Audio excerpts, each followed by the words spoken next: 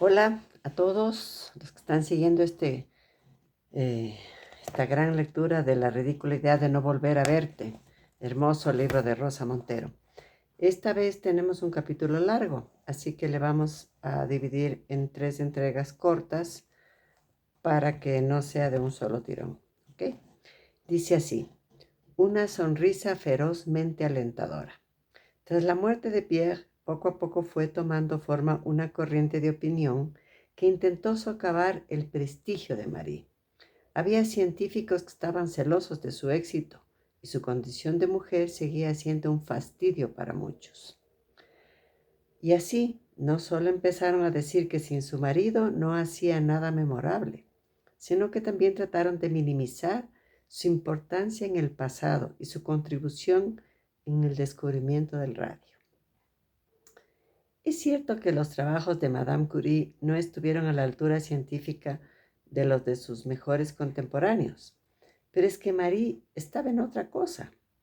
Como señala Goldsmith, había dedicado toda su energía y su laboratorio a la investigación médica, biológica e industrial en beneficio de la humanidad. Su parte activista, política y social, que era más fuerte en ella que en Pierre, se redobló al quedarse sola. Y además, si te fijas, con ello le estaba sacando un rendimiento práctico a su descubrimiento, que era justo lo contrario de lo que había vaticinado su progenitor antes de morir: honrar al padre. Y así Madame Curie se concentró en el estudio de la medición de las sustancias radiactivas. Creó un servicio de autenticación de esas medidas y definió el patrón internacional del radio, algo esencial tanto para la industria como para las aplicaciones médicas. El patrón fue aceptado por la comunidad científica y recibió el nombre de Curio. Ahora el patrón internacional es el becquerelio, aunque el curio se sigue utilizando mucho. Por último, hizo algo que le costó un tremendo esfuerzo. Se empeñó en conseguir el metal puro de radio. Hasta entonces solo había sales. ¿Y por qué asumió semejante y bastante inútil reto? Pues porque parte de la comunidad científica seguía dudando de esa maldita intrusa. Barbara Goldsmith lo explica muy bien. Lord Kelvin, importante físico y matemático británico, hizo a los 82 años algo que dudamos que hubiera hecho de haber sido ella un científico varón. Escribió una carta a The Times afirmando que el radio de Madame Curie no era un elemento, sino un compuesto de helio. Y encima no mandó su opinión crítica a una revista científica, como hubiera sido lo correcto, sino que lo aireó en un periódico general, en el diario más importante del país. Qué manera de desdeñar a Curie y de intentar rebajarla públicamente. Así que no es de extrañar que la combativa y orgullosa polaca dedicara 3 años, junto con un científico amigo llamado André de Vierne, a la obtención del metal puro, para acabar así definitivamente con tanta tontería. Y en efecto, lograron producir un cuadradito ínfimo de color blanco brillante que se oscurecía inmediatamente al contacto con el aire.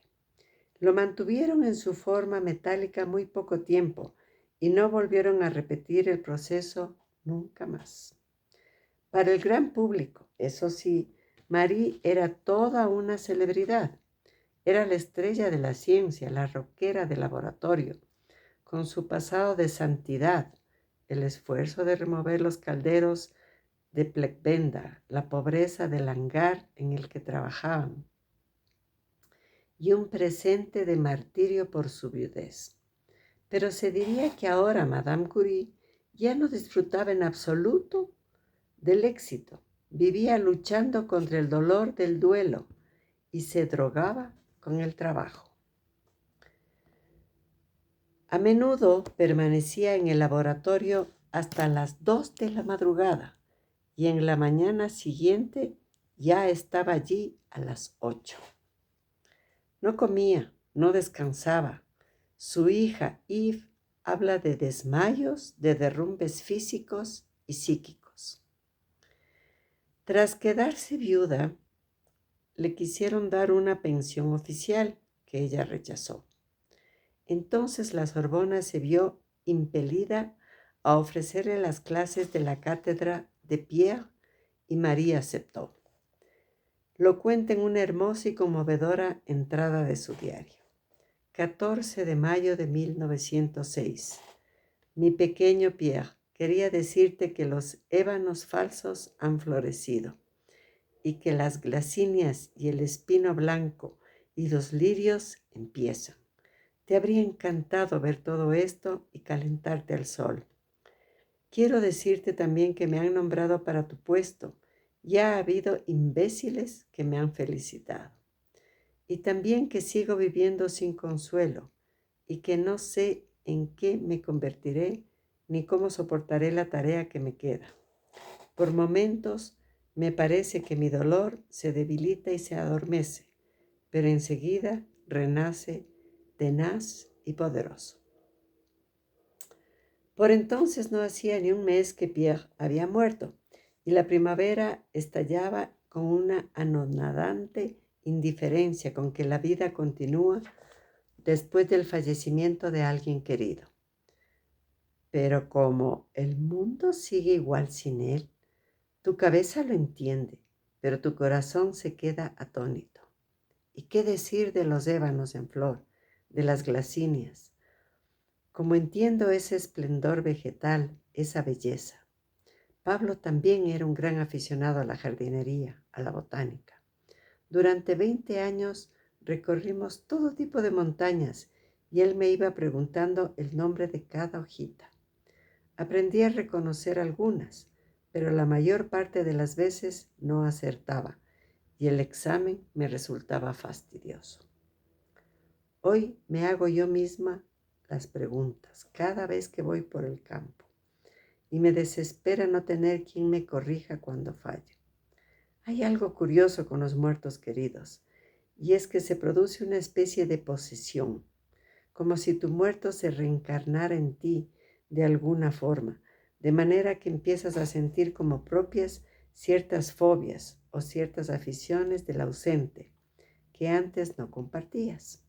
Se diría que es algo que también le sucedió a Marie Curie en el diario.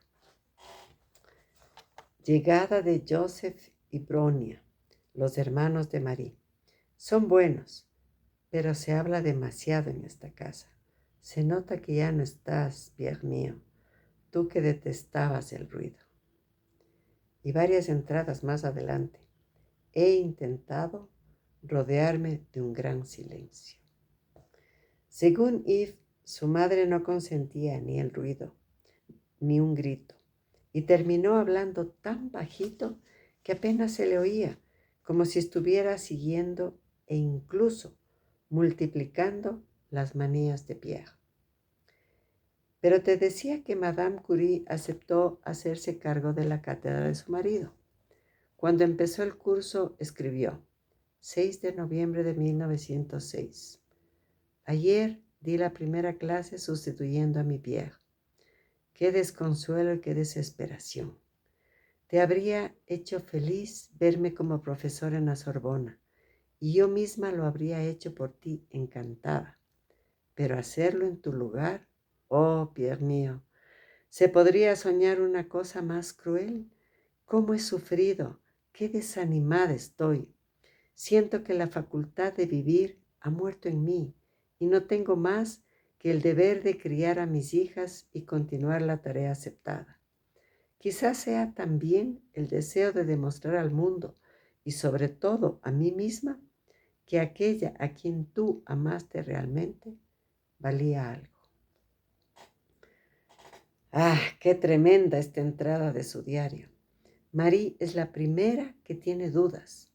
Su pelea contra el mundo pasa antes que nada por una pelea contra sí misma, contra todo el entorno y tu propia educación, te están diciendo, cuando todo el entorno y tu propia educación te están diciendo que no eres, que no sirves, que no correspondes a ese lugar, es difícil no sentirse una impostora. Pero Marie aceptó el reto, como siempre hacía. Dio clases a partir de 1906, aunque la Sorbona tardó 2 años más en concederle oficialmente la titularidad de la cátedra. Fue la primera mujer que enseñó en la universidad. El breve diario dirigido a Pierre se acaba justo en el aniversario de su muerte. Supongo que Marie, que siempre se esforzaba por hacer lo que se debe, consideró que un año era el duelo permitido, el duelo decente y adecuado. Esta es la última entrada. Abril de 1907. Hace un año. Vivo para sus niñas, para su padre anciano. El dolor es sordo, pero sigue vivo. La carga pesa sobre mis hombros. Qué dulce sería dormirse y no despertarse más. Qué jóvenes son mis pobres cariñitos. Qué cansada me siento. ¿Tendré todavía el coraje de escribir? Pues no, no lo tuvo. En este párrafo final, a Marie le faltó añadir que también vivía para el trabajo. Fuera de eso, era cierto que no salía ni veía a nadie, o a casi nadie, aparte de un grupito de íntimos colaboradores científicos. Y así fueron pasando los años. Continuaremos.